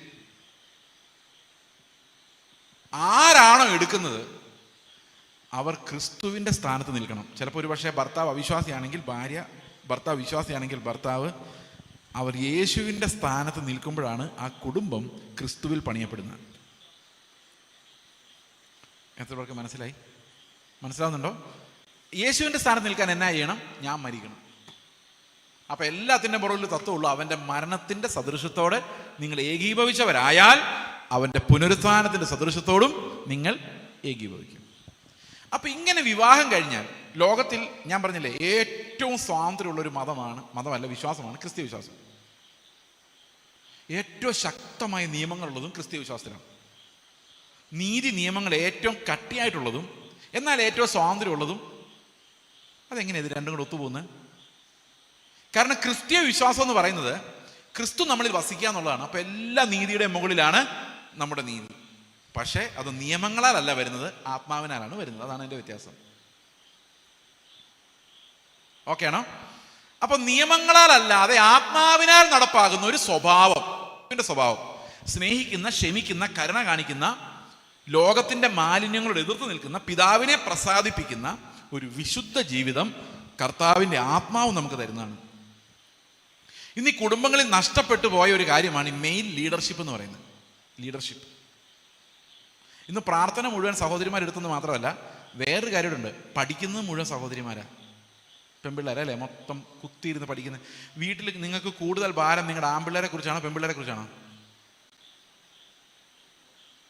പൊതുവെ ആൺപിള്ളേരെ കുറിച്ചാണ്. എന്താണെന്ന് വെച്ച് കഴിഞ്ഞാൽ ഇവരെന്താ വെളിയിൽ ചെയ്യുന്നത്, ആരുടെ കൂടെയാണ് നടക്കുന്നത്, വല്ല ഡ്രഗും അടിക്കുന്നുണ്ടോ, പഠിക്കുന്നില്ല, ഉഴപ്പ്, കയ്യിൽ മൊബൈൽ ഫോൺ, അത് ഇത് റോഡിൽ കൂടെ ആകെ ആങ്സൈറ്റി ആൺപിള്ളേരെ കുറിച്ച്. ചർച്ചിനകത്ത് ആൺപിള്ളേർ കുറവാണ്, പഠിക്കുന്ന മുഴുവൻ പെൺപിള്ളേരാണ്. മാർക്ക് മേടിക്കുമ്പോൾ അവർക്ക് ജോലി കൊടുക്കാനും പെൺപിള്ളേർക്ക് ഇപ്പോൾ ജോലി കൊടുക്കാൻ എളുപ്പം. കാരണം ഒരു വഴക്കുണ്ടാക്കാനും സമരം ഉണ്ടാക്കാനൊന്നും പോകില്ല. ഒരു 10-15 വർഷം കഴിയുമ്പോൾ മനോരമയിൽ ഇങ്ങനെ ഒരു പരസ്യം കാണാം. കുഞ്ഞുങ്ങളെ നോക്കാനും കുക്ക് ചെയ്യാനും അറിയാവുന്ന സഹോദരന്മാരുടെ ഇടയിൽ നിന്നും കല്യാണാലോചനകൾ ക്ഷണിക്കുന്നു. ഒരുങ്ങിക്കോ മക്കളെ, നിങ്ങൾ നിങ്ങളുടെ യൗവനം കൈമോശമാക്കിയിട്ട് ജോലി മുഴുവൻ അവർ കൊണ്ടുപോയിട്ട് നിങ്ങൾ അറ്റ്ലീസ്റ്റ് കുക്കിംഗ് എങ്കിലും പഠിച്ചിരിക്കുന്നത് നല്ലതായിരിക്കും, അല്ല കല്യാണം കഴിക്കാൻ പറ്റത്തില്ല. അത് തന്നെയുമല്ല, പിള്ളേർ കേൾക്കണ്ടെന്ന് പറഞ്ഞാൽ അവർ അതേ കേൾക്കുള്ളൂ, പിന്നെ പറയാം. ഓക്കെ, ഈ ആണുങ്ങളെ തന്നെ വേണ്ട, പെണ്ണുങ്ങളെ തന്നെ വേണ്ട എന്നൊരവസ്ഥ ഇപ്പോൾ വന്നുകൊണ്ടിരിക്കുന്നത്. എല്ലാം മെഷീൻസാണ്. കുഞ്ഞുങ്ങൾ എവിടെ ഉണ്ടായിക്കോളും? ലബോറട്ടറിയിൽ ഉണ്ടായിക്കോളും. ടെസ്റ്റ് ട്യൂബിനകത്തെ കുഞ്ഞുണ്ടായി. നമുക്കൊരു കുഞ്ഞിനെ വളർത്തണം തോന്നിക്കഴിഞ്ഞാൽ അങ്ങനെ ഒരു കുഞ്ഞ്, ഇവൻ്റെയൊക്കെ വർത്താനം കേൾക്കുന്നത് എന്തിനാന്നുള്ളതാണ് പെണ്ണുങ്ങളിപ്പോൾ ചിന്തിക്കുന്നത്. 4 പൈസയുടെ ഉപകാരമില്ല, താനും പറയുന്നതെല്ലാം കേൾക്കുകയും ചെയ്യണം. എന്നാൽ പിന്നെ കുഞ്ഞുങ്ങളെ എങ്ങനെ കിട്ടുവാണെങ്കിൽ നമുക്ക് സ്വതന്ത്രമായിട്ട് ജീവിക്കാം. പിള്ളേരങ്ങനെ ചിന്തിച്ചു വരുന്ന അടുത്ത തലമുറ നോക്കിക്കോ. ഇത് ഒരു പ്രത്യേക തരം സമൂഹം നമ്മുടെ ഇടയിൽ ഉണ്ടായിക്കൊണ്ടിരിക്കുക. സ്വാതന്ത്ര്യം ആഘോഷിച്ച് കർത്താവിൻ്റെ വ്യവസ്ഥകളെല്ലാം മറിച്ച് കളഞ്ഞ് നമ്മൾ സ്വാതന്ത്ര്യം ആഘോഷിച്ച് നശിച്ചു പോയിക്കൊണ്ടിരിക്കുക. ശരിയാണോ ഞാൻ പറഞ്ഞത്? അപ്പോൾ എങ്ങനെ രക്ഷപ്പെടാം? നമ്മൾ ഇന്നലെ പറഞ്ഞ പോലെ യേശുവിൻ്റെ ജീവൻ നമ്മുടെ ഉള്ളിൽ വന്നില്ലെങ്കിൽ നമുക്ക് രക്ഷപ്പെടാൻ സാധിക്കത്തില്ല. കുടുംബത്തിലും അപ്പോൾ ഇങ്ങനെ കല്യാണം കഴിപ്പിച്ചു വിട്ട് കഴിഞ്ഞാൽ ഇത്രയും സ്വാതന്ത്ര്യം കർത്താവ് നമുക്ക് തന്നിട്ടുണ്ടെങ്കിലും ഒരു കാര്യത്തിന് മാത്രം സ്വാതന്ത്ര്യമില്ല, ഉപേക്ഷിച്ച് പോകാൻ പറ്റത്തില്ല. ഒരു വിവാഹം കഴിഞ്ഞു, പിന്നെ ഡൈവോഴ്സ് എന്ന് പറഞ്ഞൊരു പരിപാടി ബൈബിളിലില്ല. അതിൻ്റെ കാരണം എന്താണെന്ന് വെച്ച് കഴിഞ്ഞാൽ, ഒരു സ്ത്രീയും പുരുഷനും under the covenant of marriage അവരൊരു ശരീരമായി മാറിയാൽ പിന്നെ അവർക്ക് ഒരിക്കലും വേർപിരിയാൻ പറ്റത്തില്ല. സഹിക്കാൻ വയ്യ പാസ്റ്ററെ, അതുകൊണ്ടാണ് ഞാൻ ഡൈവോഴ്സിന് കൊടുത്തത് എന്ന് പറഞ്ഞ് കരഞ്ഞു നടക്കുന്ന ഒത്തിരി ആൾക്കാരുണ്ട്. പക്ഷേ ഈ ഡൈവോഴ്സിന് കൊടുത്തു, വേറെ ഒരാളെ കല്യാണം കഴിച്ച ഒരു പ്രോബ്ലം ഉണ്ട്. കാരണം ആദ്യത്തെ ഒരു കവനന്റ് ഉണ്ട്. ഈ കവനന്റ് എന്താ? മരണം നമ്മെ വേർപിരിക്കുന്നത് വരെ. ഇപ്പം ഞാനും എൻ്റെ ഭാര്യയും കൂടെ മരണം നമ്മെ വേർപിരിക്കുന്നവരെ കവനന്റാ. ആ കവനന്റിന് ആരും കൂടെ ചേർന്നിട്ടുണ്ട്? കർത്താവും ഉണ്ട്, സഭയും ഉണ്ട്. അപ്പോൾ കർത്താവിൻ്റെ മുമ്പിൽ വെച്ച് ഞാനൊരു കവനന്റ് എൻ്റെ ഭാര്യയോട് ഒരു പ്രോമിസ് ചെയ്തിരിക്കുകയാണ്, ഞാൻ മരിക്കുന്നവരെ നീ എൻ്റെ ഭാര്യയായിരിക്കും. അതുപോലെ ഭാര്യ ഒരു കവനന്റ് ചെയ്യുന്നുണ്ട്, ഞാൻ മരിക്കുന്നവരെ നീ എൻ്റെ ഭർത്താവായിരിക്കും. അത് ആരുടെ മുമ്പിലാണ് ചെയ്തിരിക്കുന്നത്? ദൈവത്തിന് മുമ്പിൽ. ഈ കവനന്റ് നടപ്പാവുകയാണ്. അവരൊന്നായിട്ട് ഒരു ശരീരമായി മാറിക്കഴിയുമ്പോൾ ആ കവനന്റ് ഉറപ്പിക്കപ്പെടുക. ഇനി അവർ നാളെ വഴക്കുണ്ടാക്കി പിരിഞ്ഞിട്ട് വേറൊരാളെ കല്യാണം കഴിച്ചാലും ഈ ആദ്യത്തെ കവനന്റിനെ റദ്ദ് ചെയ്യാൻ പറ്റില്ല. കോടതിയിലാണോ ആദ്യത്തെ കല്യാണം നടന്നത്? ആണോ? എവിടെ നടന്നത്? സ്വർഗത്തിൽ ഉടമ്പടിയായിരുന്നു. അപ്പോൾ ഡൈവോഴ്സ് ആവണമെങ്കിൽ എവിടെ ആകണം? എവിടെ നൂരിയെടുക്കണം? നമ്മളൊരു സാധനം വാങ്ങിച്ചിട്ട് വേറെ ഏതെങ്കിലും കടയിൽ കൊണ്ടുപോയി കൊടുത്താൽ അവർ കാശ് റിട്ടേൺ തരുമോ? കല്യാണം എവിടെയാ നടന്നത്? സ്വർഗം. അപ്പോൾ എവിടെ ഡൈവോഴ്സ് ആകണം? സ്വർഗത്തിൽ ഡൈവോഴ്സ് ആകുന്നത് വരെ ഈ കല്യാണം അങ്ങനെ തന്നെ നിൽക്കും. ഇതിനിടയിൽ ഇവിടെ ഡൈവോഴ്സ് ആയെന്നും പറഞ്ഞുകൊണ്ട് ഒരു കളിപ്പീര് രേഖയുമായിട്ട് വേറെ കല്യാണം കഴിക്കാൻ പോയാൽ എന്ത് സംഭവിക്കും? ഈ സ്വർഗത്തിലെ കല്യാണം അവിടെ നിൽക്കുന്നത് കൊണ്ട് ബാക്കിയുള്ള എല്ലാ ബന്ധങ്ങളും വ്യഭിചാരമായിരിക്കും. അത്ര കഠിനമായ ഒരു വിവാഹ നിയമം ലോകത്തിൽ ഒരു തത്വചിന്തയിലുമില്ല, മതത്തിലുമില്ല, ഫിലോസഫിയിലുമില്ല, ഒരു ഗവൺമെന്റിന് കീഴിലുമില്ല. കാരണം വയ്യം കിട്ടിട്ട് പോകാൻ എല്ലാവരും പറയുള്ളൂ. ശരിയാണ്. അപ്പൊ യേശു ക്രിസ്തുവിന്റെ ജീവൻ ഉണ്ടെങ്കിൽ ആ ജീവൻ, ക്രിസ്തുവിന്റെ സ്നേഹം നമ്മളെ നിർബന്ധിക്കും. നീ മരിച്ചു, ഇനി ജീവിക്കുന്ന ആരാണ്? ക്രിസ്തുവാണ്. ആ ഒരൊറ്റ പോയിന്റിലേക്കാണ്. കഴിഞ്ഞ ഒരു മാസം മുമ്പ് ഞാനൊരു ഭാര്യയും ഭർത്താവിനെ കൗൺസിൽ ചെയ്തു. വളരെ വർഷമായിട്ട്, 25 വർഷമായിട്ട് അവർ തമ്മിൽ പ്രോബ്ലം. 25 years. രണ്ടുപേരും നല്ല വിശ്വാസികളാണ്. 5 മിനിറ്റ് എടുത്തുള്ളൂ കൗൺസിലിങ്. 5 മിനിറ്റ്. ഞാൻ അവരോട് പറഞ്ഞു, നിങ്ങളൊന്നും പറഞ്ഞു തരേണ്ട കാര്യമില്ല, വചനം മുഴുവൻ അറിയാം. അതുകൊണ്ട് ഒറ്റ കാര്യം, ഞാൻ മരിച്ചു, ഇനി ജീവിക്കുന്ന ക്രിസ്തുവാണ്, ഒന്ന് ഏറ്റു പറയാൻ പറഞ്ഞു. ഏറ്റു പറഞ്ഞോടുകൂടി ആ സഹോദരി പറഞ്ഞു, ഇപ്പോഴാണ് എനിക്ക് മനസ്സിലായത് ഞാൻ മരിച്ചിട്ടില്ലായിരുന്നു. പ്രശ്നം സോൾവ്. ഒരു നിമിഷം. ഉടനെ സഹോദരന് പറഞ്ഞു, അത് ശരിയാ, ഞാനും മരിച്ചിട്ടില്ലായിരുന്നു. തീർന്നു. നിങ്ങൾ ഒരു നിമിഷം ഒന്ന് പറഞ്ഞു നോക്കി, എല്ലാ കുടുംബ പ്രശ്നവും അതോടെ തീർന്നു. ഇനി ഈ കുടുംബ പ്രശ്നത്തെക്കാളും വലിയൊരു പ്രശ്നമാണ് ഈ കുഞ്ഞുങ്ങളെ വളർത്തുക എന്നുള്ള പ്രശ്നം. കർത്താവ് പറഞ്ഞു, കുഞ്ഞുങ്ങളില്ലാതിരിക്കുന്നവർ ഭാഗ്യവാന്മാരെന്ന് പറയുന്നൊരു കാലം വരും. നോവ് കിട്ടാത്തവളെ ആർത്തുല്ലസിക്കുക. കാരണം ഈ കുഞ്ഞുങ്ങളെയും കൊണ്ട് ശരിക്കും മടുത്തു പോകുന്നൊരു കാലമാണ് മുമ്പോട്ട് വരാനിരിക്കുന്നത്. ഏറ്റവും വലിയ പ്രതിസന്ധി.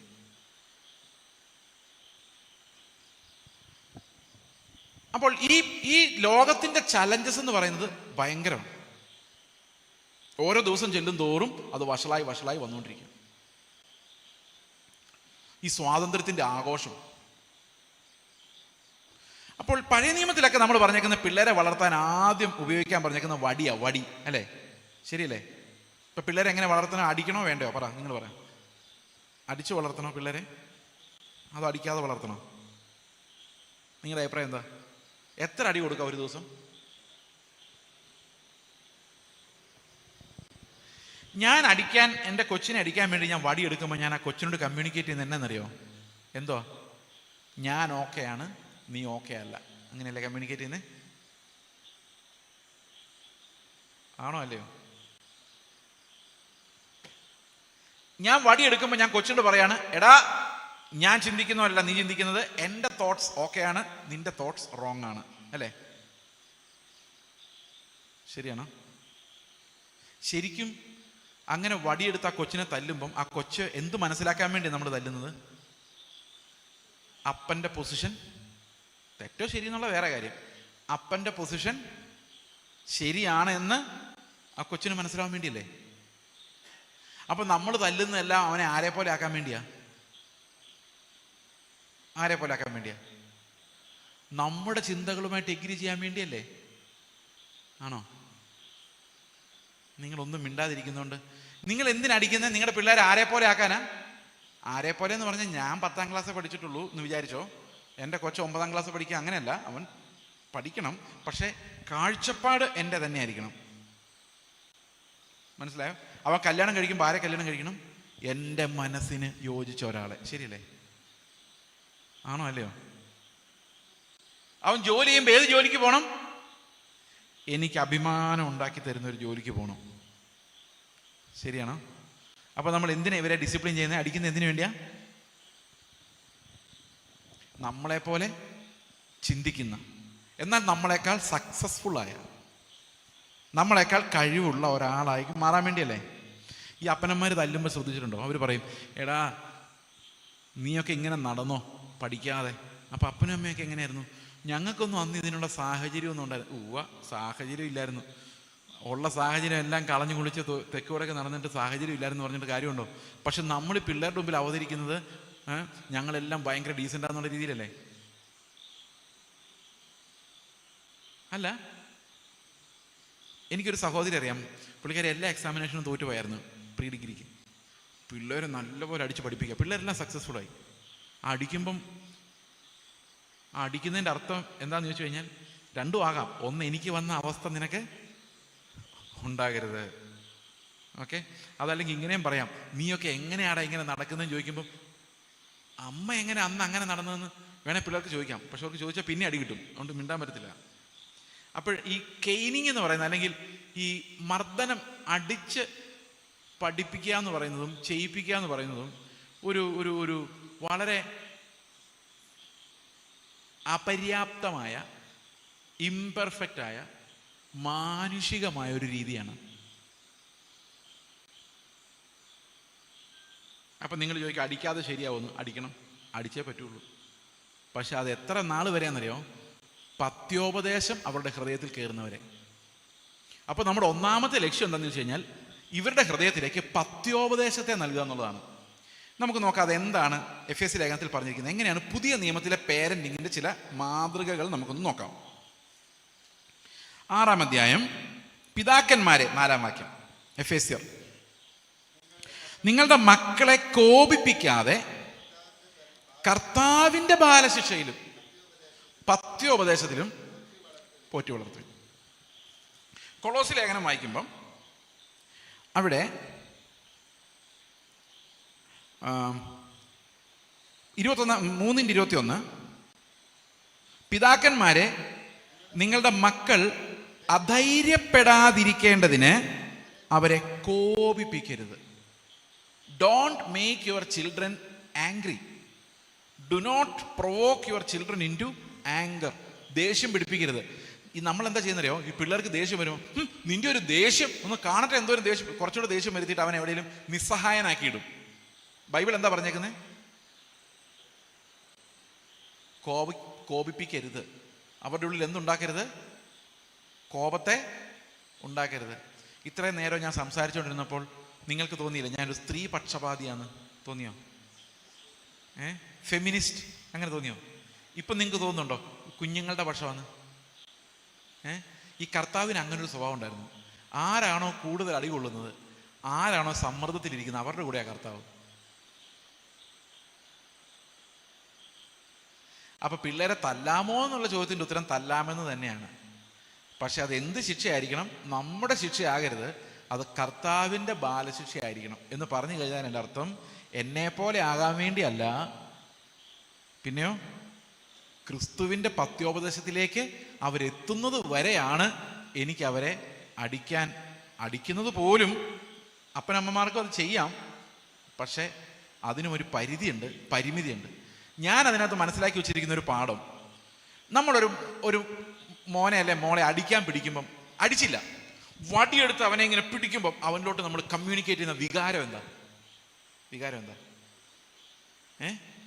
പറ. എൻ്റെ മോനെ നീ നന്നാകണം എന്നുള്ള, അതിനുവേണ്ടിയാണല്ലോ അടിക്കുന്നത്. നിങ്ങൾ എന്തിനാ അടിക്കുന്നത്? നന്നാവാൻ വേണ്ടി. അവൻ്റെ മുഖത്തേക്ക് നോക്കുന്നത് നന്നാകണ്ടെന്ന് പറഞ്ഞുകൊണ്ടാണോ അതോ ദേഷ്യത്തിലാണോ നോക്കുന്നത്? ഇപ്പം ഈ കൊച്ചു പഠിക്കുന്ന പാഠം എന്താ? എനിക്കിഷ്ടമില്ലാത്ത പ്രവൃത്തി ആരെങ്കിലും ചെയ്താൽ ദേഷ്യപ്പെടുന്നത് ഓക്കെയാണ്. അതല്ലേ കൊച്ചു പഠിക്കുന്ന പാഠം? മനസ്സിലായോ? ദേഷ്യപ്പെടുന്നതുകൊണ്ട് കുഴപ്പമില്ല, വയലന്റ് ആവുന്നതുകൊണ്ട് കുഴപ്പമില്ല, എനിക്കിഷ്ടമില്ലാത്ത പണി ആരെങ്കിലും ചെയ്താൽ കൈ നിവർത്തുനിന്ന് കൊടുക്കുന്നതുകൊണ്ട് കുഴപ്പമില്ല. ഇതാരാ പഠിക്കുന്നത്? ഇതെങ്ങനെ പഠിച്ചത്? ഞാൻ അധികം തല്ലിയിട്ടില്ല. എനിക്ക് 1 or 2 പ്രാവശ്യം തല്ലേണ്ടി വന്നിട്ടുള്ളൂ. ഞാൻ സ്കൂളിൽ പഠിപ്പിച്ച കാലത്ത് ഞാൻ തല്ലിയിട്ടുണ്ട്, വർഷങ്ങൾക്ക് മുമ്പ്. ഇപ്പൊക്കെ വടിയെടുത്ത് കഴിഞ്ഞാൽ നമ്മൾ അകത്ത് പോകും. ഞാൻ കോളേജിൽ പഠിച്ചു കഴിഞ്ഞിട്ട് ഒരു 2 വർഷം ഒരു പാരലൽ കോളേജിൽ പഠിപ്പിക്കാൻ പോയി.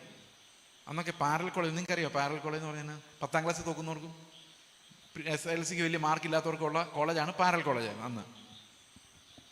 അപ്പം ഞാൻ ഡിഗ്രി ഒക്കെ കഴിഞ്ഞപ്പോൾ ഒരു എൻട്രൻസ് എഴുതാൻ വേണ്ടി ഞാൻ പ്രിപ്പയർ ചെയ്യുന്ന സമയത്ത് എൻ്റെ അമ്മയുടെ ആങ്ങളുടെ മകൻ ഒരു പാരലൽ കോളേജ് നടത്തുന്നുണ്ട്. അപ്പോൾ പുള്ളി എന്നോട് പറഞ്ഞു, എന്തായാലും വീട്ടിൽ ഇരുന്ന് പഠിക്കുവാണല്ലോ, അപ്പോൾ രാവിലെ ഒരു 2 മണിക്കൂർ, അതായത് ഒരു 10 തൊട്ട് 12 വരെ ഒന്ന് പഠിപ്പിക്കുവാണെങ്കിൽ ചില്ലറ വണ്ടിക്കൂലി ഞാൻ തരാം, പിള്ളേർക്കൊരു സന്തോഷമാവും, ഒരു ടീച്ചറിനെ ലാഭിക്കാം അവർക്ക്. ഞാൻ പറഞ്ഞു ഓക്കെ ശരി എന്ന് പറഞ്ഞു പഠിപ്പിക്കാൻ ചെന്നു. അപ്പം ഞാൻ പഠിച്ച CMS കോളേജാണ്. അവിടെ അടിയൊന്നുമില്ല. അടി പോയിട്ട് വഴക്ക് പോലും പറയല, അത്ര ലിബറൽ കോളേജാണ്. അപ്പം ഞാൻ ഈ സ്കൂളിലോട്ട് ഇന്നപ്പോൾ എടുത്ത് പ്രിൻസിപ്പൾ എന്നെ വിളിച്ച് മാറ്റി നിർത്തിയിട്ട് പറഞ്ഞു, സാറിങ്ങ് വന്നേ. എന്നെ ആദ്യമായിട്ടാണ് ഒരാൾ സാറേന്ന് വിളിക്കുന്നത്. എൻ്റെ സന്തോഷത്തിൽ ഞാൻ അകത്ത് നിന്ന് കഴിഞ്ഞപ്പോൾ ഒരു കെട്ട് ചൂരലോടി എന്നെ കാണിച്ചിട്ട് പറഞ്ഞു, ഇത് 1 മാസത്തേക്കുള്ളതാണ്. അപ്പോൾ 1 മാസത്തിനുള്ളിൽ ഈ പിള്ളേരുടെ പുറത്ത് ഈ ചൂരലോടി തീർത്തിരിക്കണം. ഞാൻ പറഞ്ഞു ഞാൻ അടിക്കുകയൊന്നുമില്ല, എനിക്ക് അടിക്കുന്നതുകൊണ്ട് യോജിപ്പില്ല, ഞാൻ ലിബറൽ എഡ്യൂക്കേഷൻ്റെ ആളാണ്. സാറ് പറഞ്ഞു, സാറ് 2 ദിവസം കഴിയുമ്പോൾ എൻ്റെ അടുത്ത് ഈ വടിക്ക് വേണ്ടി വരും, ഏതായാലും ഞാനിവിടെ വെച്ചേക്കാം, സാർ വേണമെങ്കിൽ എടുത്താൽ മതി എന്ന് പറഞ്ഞു. ഞാൻ പോയി 2ാമത്തെ ദിവസമല്ല, ആദ്യത്തെ ദിവസം തന്നെ മനസ്സിലായി വടിയില്ലാതെ ഇവിടെ ഒന്നും ചിലവാകുന്നില്ല. എന്നേക്കാളും മൂത്ത പിള്ളേരാണ് 10ാം ക്ലാസ്സിൽ ഇരിക്കുന്നത്. ഒരു വഹ അവരനുസരിക്കുകയില്ല. അപ്പം ഞാൻ ചെന്ന് ചോദിച്ചു എനിക്ക് വടി വേണം എന്ന് പറഞ്ഞു. പിന്നെ ഒരു താണ്ഡവമായിരുന്നു, അടിയോടടി. വടികൾ പൊട്ടിക്കൊണ്ടിരുന്നു, പിള്ളേർ നിലവിളിച്ചുകൊണ്ടിരുന്നു, ആരും രക്ഷപ്പെട്ടൊന്നുമില്ല. പക്ഷെ ഒരു ദിവസം ഞാൻ ഒരുത്തൻ എന്തോ വികൃതി ഒപ്പിച്ചു. ഞാൻ അവനോട് പറഞ്ഞു കൈ നീട്ടടാന്ന് പറഞ്ഞു. അവൻ കൈ നീട്ടി. അപ്പം ഞാൻ സ്നാനപ്പെട്ടായിരുന്നു ആ സമയത്ത്. അപ്പം എനിക്ക് ചില ബോധമൊക്കെ ഉള്ളിൽ ഉണ്ടാകുന്നുണ്ട്. ഞാനിങ്ങനെ വടി ഇങ്ങനെ അടിക്കാൻ വീശിയപ്പോൾ എനിക്ക് തോന്നി, ഞാൻ ഇവനെ അടിക്കുന്നത് ഇവൻ നന്നാവാൻ വേണ്ടിയൊന്നുമല്ല, അവനോട് അതിനുള്ള സ്നേഹമൊന്നും എനിക്കില്ല. പിന്നെ ഞാൻ ഇവനെ എന്തിനാണ് അടിക്കുന്നത്? എൻ്റെ ദേഷ്യം തീർക്കുവാണ്. എനിക്കൊരു വയലൻ്റ് നേച്ചറുണ്ട്. അതെൻ്റെ വീട്ടിൽ പോയി എൻ്റെ അപ്പനോടും അമ്മയോടും കാണിക്കാൻ പറ്റില്ല, സുഹൃത്തുക്കളോട് കാണിക്കാൻ പറ്റില്ല, ആകെ കാണിക്കാൻ പറ്റുന്ന ഈ കൈ നീട്ടുന്ന പിള്ളേരുടെ ദേഹത്താണ്. അപ്പം എൻ്റെ വയലൻ്റ് നേച്ചറിൻ്റെ ഒരു എക്സ്പ്രഷനാണ് ഞാൻ ഈ വടി വെച്ച് പൊട്ടിക്കുന്നതെന്ന് എൻ്റെ ഉള്ളിലേക്ക് ഒരു തോട്ട് വന്നു. ഞാൻ ആ വടി ഇങ്ങനെ പിടിച്ച വടി ഇങ്ങനെ താത്തിയിട്ട് അവനോട് ചോദിച്ചു, ഇപ്പം ദേഷ്യം കമ്മ്യൂണിക്കേറ്റ് ചെയ്യാൻ പാടില്ലല്ലോ അല്ലേ? ഇപ്പം ദേഷ്യം കമ്മ്യൂണിക്കേറ്റ് ചെയ്ത് കഴിഞ്ഞാൽ എൻ്റെ തന്നെ വയലൻ്റ് നേച്ചറാണ് ഞാൻ പിള്ളേരെ കാണിക്കുന്നത്. അപ്പം ഞാനിങ്ങനെ വടി താത്തിയിട്ട് അവനോട് പറഞ്ഞു, എടാ ഞാൻ നിന്നെ തല്ലാതിരുന്നാൽ ശരിയാവില്ല, ഞാൻ തല്ലും, പക്ഷേ ഈ തല്ലോടുകൂടി നന്നായിക്കോണം, ഇനി എന്നെ വീണ്ടും തല്ലിപ്പിക്കരുതെന്ന് പറഞ്ഞു. അവൻ പറഞ്ഞു ഞാൻ നന്നായിക്കോളാം സാറേ എന്ന് പറഞ്ഞു. കൈ നീട്ടി പതുക്കെ അടിച്ചുള്ളൂ. പക്ഷെ അവൻ അതോടെ നന്നാവാൻ ശ്രമിച്ചു ശരിക്കും. അതെനിക്ക് മനസ്സിലാവുന്നില്ല. കാരണം അപ്പം എനിക്കൊരു കാര്യം മനസ്സിലായി, ഈ സ്നേഹത്തിലൂടെ കമ്മ്യൂണിക്കേറ്റ് ചെയ്യുന്ന ശിക്ഷയും ദേഷ്യത്തിലൂടെ കമ്മ്യൂണിക്കേറ്റ് ചെയ്യുന്ന ശിക്ഷയും തമ്മിൽ ഭയങ്കര വ്യത്യാസമുണ്ട്. നിങ്ങൾക്ക് നിങ്ങളുടെ മക്കളെ ശിക്ഷിക്കുമ്പോൾ സ്നേഹത്തോടെ ശിക്ഷിക്കാൻ വേണ്ടി ആദ്യം ചെയ്യേണ്ടത് ഈ ദേഷ്യം ഒന്ന് കുറയാൻ വെയിറ്റ് ചെയ്യണം. Don't punish immediately. കാരണം നമുക്ക് പ്രത്യേകിച്ച് സഹോദരിമാർക്കാണ് ഈ ദേഷ്യം വരുമ്പോഴേക്കും പുറം വഴിയും തലവഴിയും എല്ലാം പൊട്ടിക്കുന്നത്.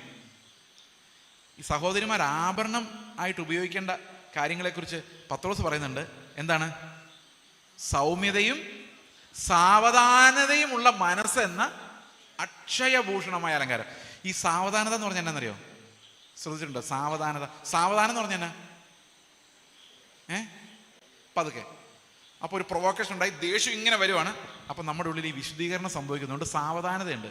സാവധാനത എന്ന് പറഞ്ഞാൽ ഇതാണ്: 10, 9, 8, 7, 6, 5, 4, 3, 2, 1, 0. ഇത്ര എണ്ണുമ്പോഴേക്കും നമ്മുടെ ആ വലിയ ദേഷ്യം അങ്ങ് കുറയും. ഇനി കുറഞ്ഞില്ലാന്ന് തോന്നുന്നു, ഒന്നുകൂടെ എണ്ണിക്കോ. ഇതാണ് ഈ സാവധാനത എന്ന് പറയുന്നത്. കുറെ സമയം കിട്ടും നമുക്ക് ചിന്തിക്കാൻ. ഞാൻ എന്താണ് കമ്മ്യൂണിക്കേറ്റ് ചെയ്യാൻ പോകുന്നത്? എൻ്റെ മകൻ അല്ലെങ്കിൽ മകൾ ഇനി എന്നെ കാണുമ്പോൾ എന്താണ് മനസ്സിലാക്കേണ്ടത്? ക്രിസ്തുവിൻ്റെ സ്നേഹം അവർക്ക് എങ്ങനെ വെളിപ്പെടുത്താൻ പറ്റും? ശിക്ഷിക്കുകയും ചെയ്യണം, കാരണം ഈ പാപം നാളെ അവനെ കുഴപ്പത്തിലാക്കും. ശിക്ഷിക്കണം, പക്ഷെ കോപിക്കാൻ പാടില്ല, കോപം കമ്മ്യൂണിക്കേറ്റ് ചെയ്യാൻ പാടില്ല, അവനും കോപം ഉണ്ടാകാൻ പാടില്ല. എങ്ങനെ ശിക്ഷിക്കണം? അത് ചിന്തിക്കാൻ ഒരു 10 സെക്കൻഡ് കിട്ടിയാൽ നമ്മൾ ആ കോപം എക്സ്പ്രസ് ചെയ്യത്തില്ല. സമ്മതിച്ചോ? പക്ഷെ നമുക്ക് ആ സമയം സാധാരണ കിട്ടാറില്ല. നമുക്ക് കാണുമ്പോഴേക്കും ഈ അഡ്രിനാലിൻ, ഇന്നലെ പറഞ്ഞില്ല, ഞാൻ ഇന്നലെ പറഞ്ഞായിരുന്നു, അതിങ്ങ് ഇരച്ച് കയറി വരും. അവനെ ഇപ്പം ഞാൻ പൊട്ടിച്ചില്ലെങ്കിൽ അവൻ നശിച്ചു പോകുന്ന എൻ്റെ ചിന്ത. ചുമ്മാതാ. നമ്മുടെ അഡ്രിനാലിൻ സോൾവ് ചെയ്യാൻ വേണ്ടിയാണ് ഈ പണിയെല്ലാം നമ്മൾ കാണിക്കുന്നത്. സ്നേഹത്തിൽ നിന്ന് നല്ലത് വരും. മനസ്സിലായോ? നമുക്ക് നമ്മുടെ മക്കളോടൊക്കെ സ്നേഹം ഉണ്ടെന്നൊക്കെ പറയുന്നത് വെറുതെയാണ്. സ്നേഹം എന്ന് പറയുന്ന സാധനം കർത്താവിന് മാത്രമേ ഉള്ളൂ. നമുക്കുള്ളതെല്ലാം ജഡത്തിൽ നിന്ന് വരുന്ന ചില വികാരങ്ങളാണ്. അതിനെയാണ് നമ്മൾ ഈ സ്നേഹം എന്ന് വിളിക്കുന്നത്. സ്വന്തം മക്കളോട് തോന്നുന്ന ഒരു വാത്സല്യം, അതെല്ലാം മൃഗങ്ങൾക്കുണ്ട്, പട്ടികൾക്ക് വരെ ഉണ്ട്. അത്യാവശ്യത്തിന് കടി കൊടുത്ത് ഓടിക്കുകയും ചെയ്യും. ബയോളജിക്കലാണ്, ആത്മീകമല്ല. ആത്മീകമായ സ്നേഹം എന്ന് പറയുന്നത് എല്ലാ അവസരത്തിലും ആ കൊച്ചിന് തോന്നും, എനിക്ക് എൻ്റെ അപ്പൻ്റെ അടുത്തേക്ക് ഓടിച്ചെല്ലാം, എൻ്റെ അമ്മയുടെ അടുത്തേക്ക് ചെല്ലാം. അവരെന്നെ ഭയപ്പെടുത്തുന്ന ശത്രുക്കളല്ല, എന്നെ കെട്ടിപ്പിടിക്കുന്ന എൻ്റെ ഫ്രണ്ടാണ് എന്ന് ആ കൊച്ചിന് ഏത് സമയത്തും തോന്നണം.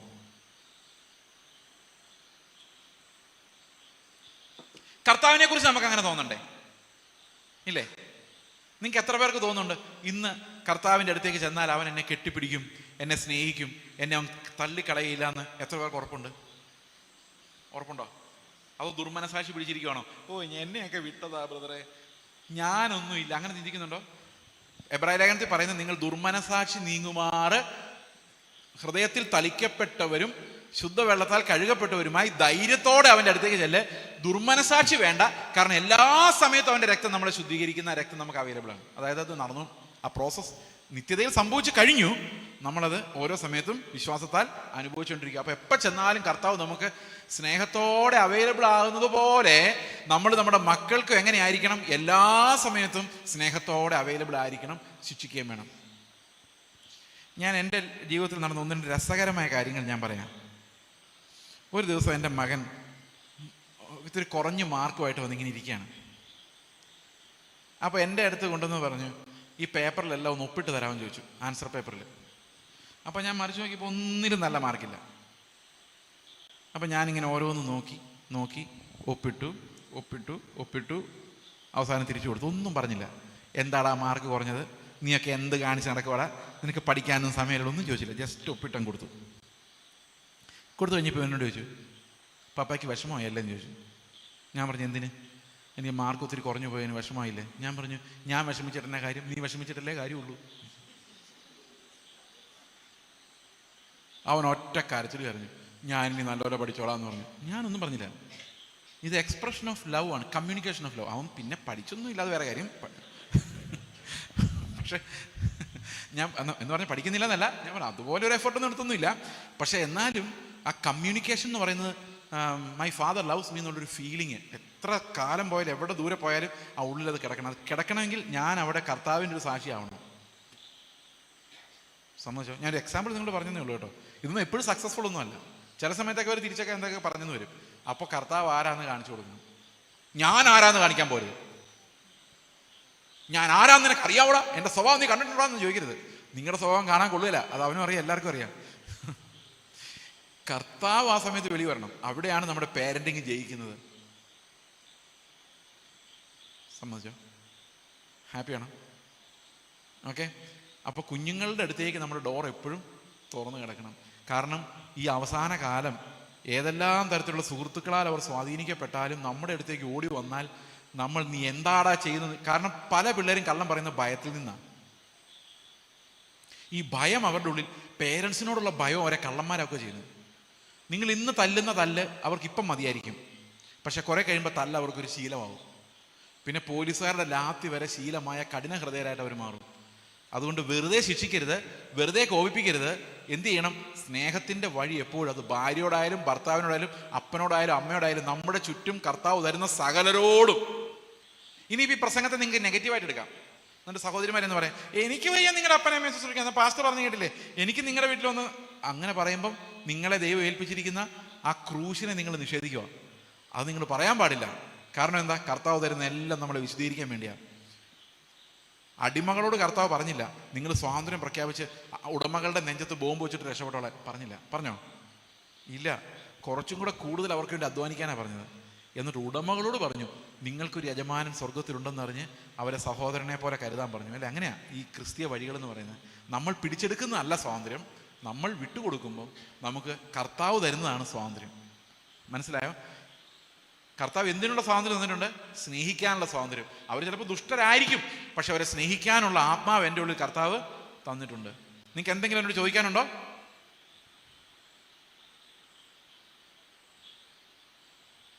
ഒന്നും ചോദിക്കാനില്ല? ഓക്കെ, നമുക്ക് അവസാനിപ്പിച്ചാലോ?